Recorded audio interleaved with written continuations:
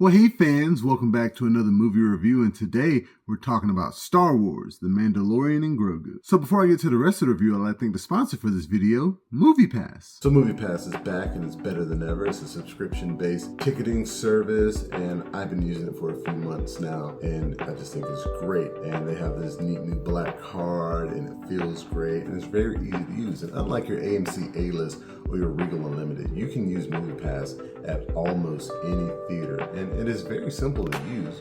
They now go off of a points-based system, so you pay every month, and that will vary depending on the market that you live in, and you'll get a certain amount of points to use for movies. And the price in terms of points for the movies varies depending on the day of the week that you go to the theater, the time of the showing, and how recently the movie has been released. So what you'll do is you'll go into the app, you'll click the movie that you want to see, unlock the card, and then pay.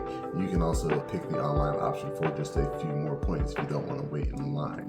So again, thank you to MoviePass. So The Mandalorian and Grogu is a sci-fi action film directed by Jon Favreau, starring Pedro Pascal, Sigourney Weaver, Jeremy Allen White, Martin Scorsese, and many other names. Now, this is a continuation of the Mandalorian TV series, and it follows the Mandalorian and Grogu as they run missions for the New Republic. One such mission involves saving or capturing Rotta the Hutt and taking him back to his aunt and uncle, the twins, on Nel Hutta, so that they can, of course, kill him and take over the throne. So I really like The Mandalorian, the TV show. I think the first two seasons are great. I think the third season is lackluster. And of course, a fourth season was coming, but Bob Iger decided, hey, we're a little low on cash right now. Take this fourth season, do what we did with Moana 2, squish it into a movie and put it in theaters, see how much money we can make. Now, financially, I think that is a great idea. It really worked with Moana 2, even though that movie is also lackluster. It made over $1 billion at the theaters, and The Mandalorian was a hot thing. Everybody loves Grogu, aka Baby Yoda. We're going to see if we're going to make some money off of it. It didn't cost that much to make. They filmed it in IMAX, and like I said, overall, in terms of a Mandalorian story,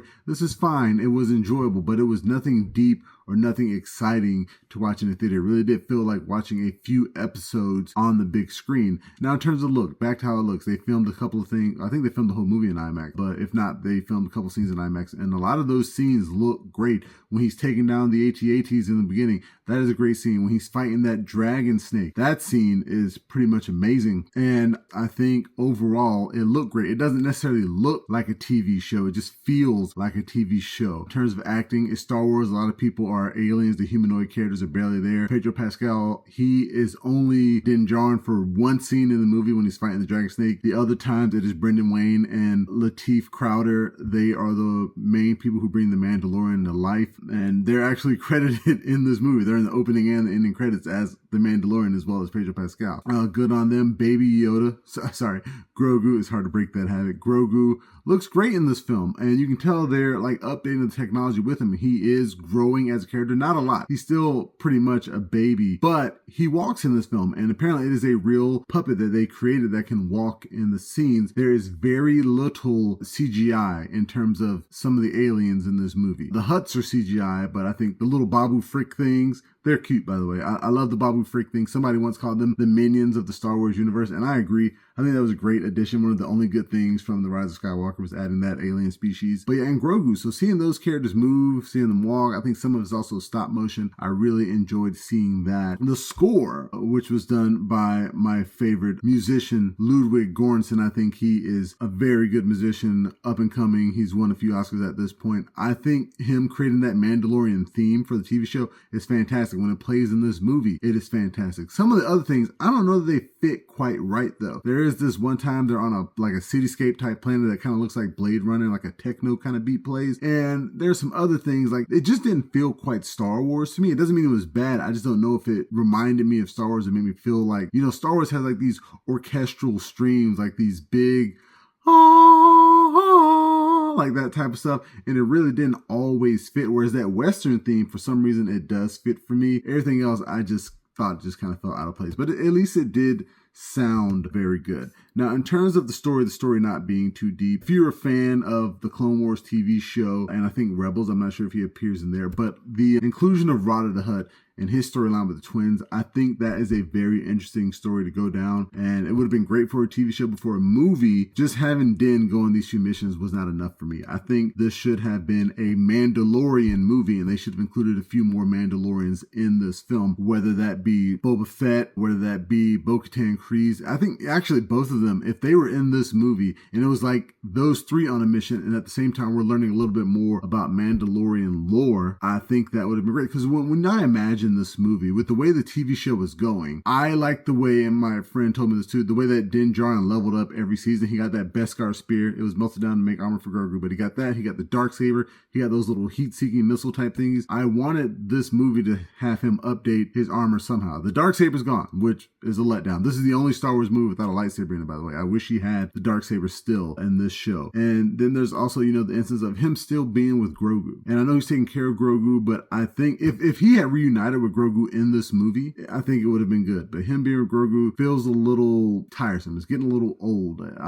I kind of want more from that character. I want him to spend time with other Mandalorians more properly. Like I said, Bo-Katan Kryze should have been in this movie. Like I said, when I was imagining this movie, you would think it would be something involving them. At the end of I think it was season 2 or 3, I'm not sure. We see that there is a living mythosaur in the depths of Mandalore. Like with Bo-Katan having the Darksaber, she's technically still the queen, even though it was destroyed. She had it last. If he rides the mythosaur, he could also be a ruler. And I just imagine them getting together and ruling the planet side by side. But yeah, I just felt like this movie could have had a little more. Now, one of my kind of favorite modern Star Wars movies is Rogue One. And actually, I think it's the best one they've made in the modern Star Wars. And part of what makes that movie so good, for me at least, is that Darth Vader shows up at the end and starts murdering a lot of people. And it's like, man, that kind of connects us more to Star Wars than them getting those planes. Now, and if this movie, if the Mandalorian had, been stuck in a way he can't get out, him and Grogu are trapped, and Grogu uses his Jedi powers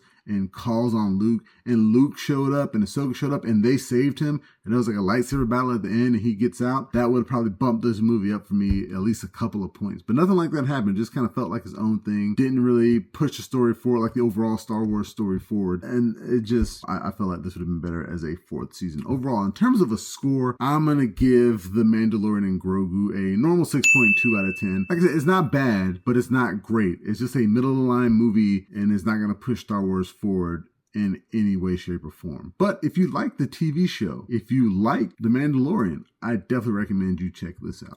And also, before I go, another thing, the title, Star Wars The Mandalorian and Grogu. I'm not a fan of that title. I don't know why they have stopped using the A Star Wars Story subtitle, but if it is not an episodic film, like episode 1, 2, 3, 4, 5, 6, 7, and 8, and 9, it should be a Star Wars story. So this should have been The Mandalorian, a Star Wars story, to go along with Solo, a Star Wars story, and Rogue One, a Star Wars story. And also they got, Starkiller coming out next year, which is also not a Star Wars story. And that might be done. Who knows? But I think they should go back to that because, like I said, it just makes more sense that way. I thank you guys again for joining me for this movie review. Remember, you can find the full review on YouTube and the website, flipfrogllc.com/flicksfrog. You can find us on Facebook, Instagram, Twitter, and Reddit. And please, pretty please, make sure that you like, share, and subscribe. And until next time, I'll be seeing you.